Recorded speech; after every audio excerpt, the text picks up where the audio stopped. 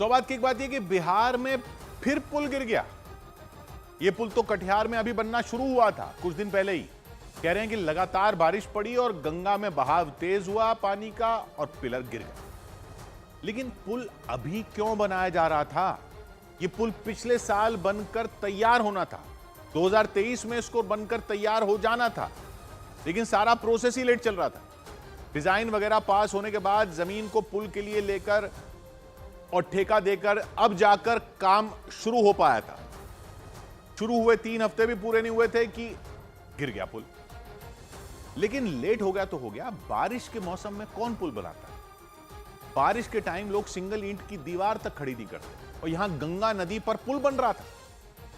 काम चल रहा होता और उस दौरान बारिश का मौसम आ गया होता, तब भी बात समझ में आती थोड़ी बहुत। यहां तो इन्होंने काम ही बारिश के मौसम में शुरू किया था, जबकि अधिकारियों को पता है कि जुलाई में पुल का काम शुरू करने का मतलब है कि बारिश की रुकावट आएगी।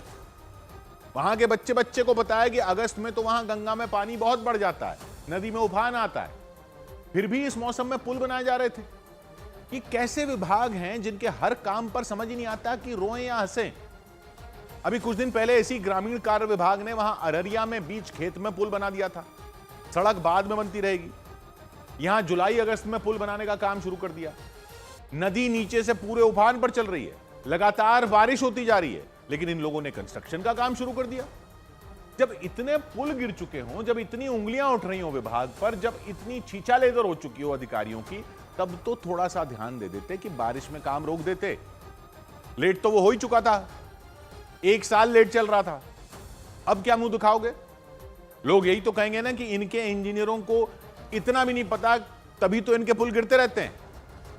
लेकिन लोग भी कहां कुछ कह रहे हैं। वैसे तो बिहार में कोई छोटा सा एक्सीडेंट भी हो जाए सड़क पर तो लोग धरना प्रदर्शन कर देते हैं, सड़क वड़क रोक देते हैं। लेकिन यहां रोज पुल गिरे जा रहे हैं और लोगों में कोई आक्रोश ही नहीं है। ये कोई सरकार का पैसा नहीं बहता पुल के बहने से, ये पब्लिक का ही पैसा बह जा रहा है, और पब्लिक में आवाज तक नहीं। इन अधिकारियों को फ्री पास दे रखा है।